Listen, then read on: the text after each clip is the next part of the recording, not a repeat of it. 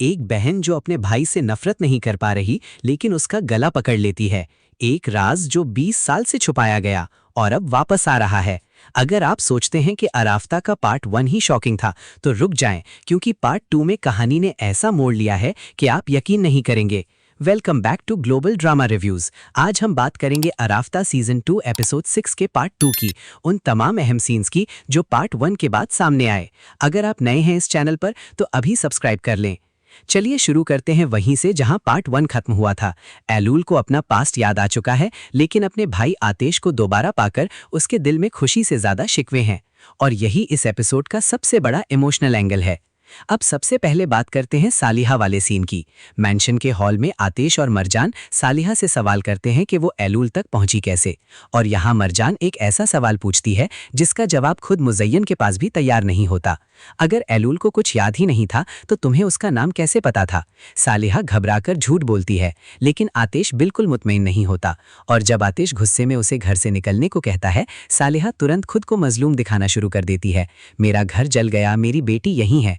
ये मैनिपुलेशन का बहुत क्लासिक तरीका है जो हम अक्सर इन ड्रामाज में देखते हैं, लेकिन असल ट्विस्ट तब आता है जब सालिहा अकेले में मुज़य्यन से कहती है कि ये झूठ ज्यादा देर नहीं चलेगा।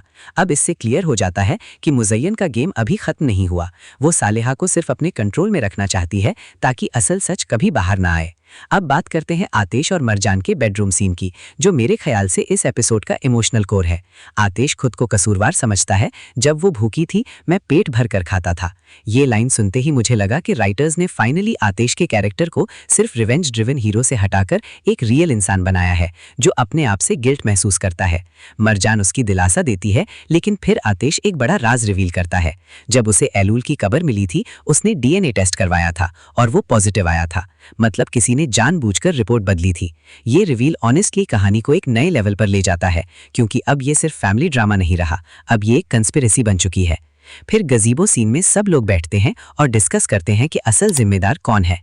हैदर का नाम आता है, लेकिन मरजान क्लैरिफाई करती है कि उसके बाबा को खुद कैद रखा गया था। देमिट भी अपने मरे हुए भाई नेजीर को क्लियर कर देती है, यानी मिस्ट्री अभी भी ओपन है, और यही चीज इस शो को इंटरेस्टिंग बनाए रखती है। अब आता है रात का वो सीन जहां आतेश एलूल के रूम में जाता है और उसे सोता हुआ देखकर वापस चला जाता है, लेकिन एलूल एक्चुअली सो नहीं रही होती, वो सिर्फ अपने भाई का सामना नहीं करना चाहती। ये सीन बहुत सटल तरीके से दिखाया गया है कि एलूल के अंदर अभी भी कॉन्फ्लिक्ट चल रहा है। वो ना तो आतेश से नफरत कर पा रही है, ना ही उसे पूरी तरह एक्सेप्ट कर पा रही है। 1000 के मेंशन वाला सीन भी मेंशन करना जरूरी है। अब 2000 को बताता है कि एलूल असल में आतेश की बहन है, और 1000 के चेहरे पर जो मुस्कुराहट आती है वो सब कुछ कह देती है। एलूल अब सिर्फ एक इमोशनल रियूनियन नहीं रही, बल्कि दुश्मनों के लिए एक नया हथियार बन चुकी है।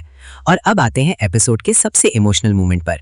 आतेश रात को एलूल के पास बैठकर कहता है, सो जाओ मेरी बहन, अब तुम हमेशा सुकून से सोगी। वो उसके बालों पर हाथ रखना चाहता है, लेकिन रुक जाता है। ये छोटा सा जेस्चर, इस छोटे से हेजिटेशन में पूरी दो भाई बहन की रिलेशनशिप का दर्द छुपा हुआ है।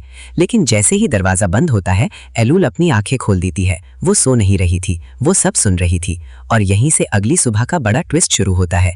अगर आपको ये रिव्यू पसंद आया तो वीडियो को लाइक करना ना भूलें और चैनल को सब्सक्राइब कर लें, ताकि पार्ट 3 का रिव्यू सबसे पहले आपके पास पहुंचे।